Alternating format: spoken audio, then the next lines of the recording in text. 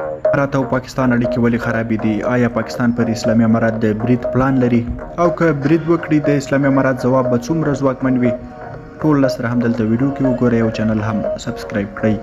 د جهان نیوز درنو لیدونکو السلام علیکم، وخت مو بخیر، ستړي مشئ.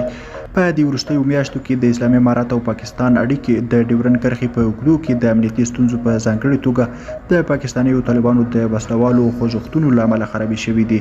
پاکستان په وار وار د اسلامي امارات پر واکمنۍ نیوکې کړې دي چې پاکستانیو طالبانو ته یې پناه ورکړې او له افغانستانه د پاکستان په خاوره کې بریدونه پلانوي. په ځواب کې اسلامي امارات دا تورونه رد کړي او ټینګار کوي چې دوی د خپلې خاورې د خوندیتوب ژمنه کوي او هیڅ ډلې ته اجازه نه ورکوي چې د افغانستان له خاورې پاکستان یا بل ګاونډي هیواد وګواښي.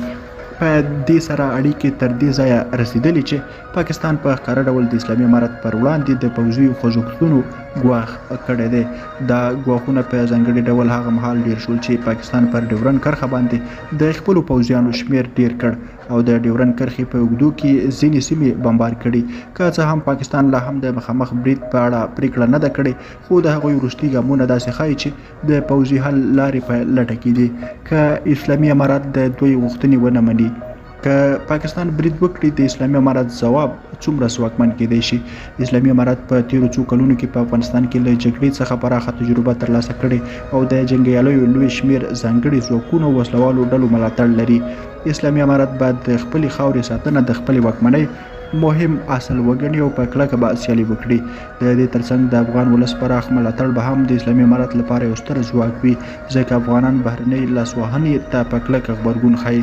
که جګړه پیل شي، دواړه خواوې به په ډیره سخته او خونړۍ جګړه کې ښکېل شي چې د سیمې ثبات ته به لوی زیان ورسوي. درنو لیدونکو، له ملتیا مو مننه. ښه وخت، ښه شیبې.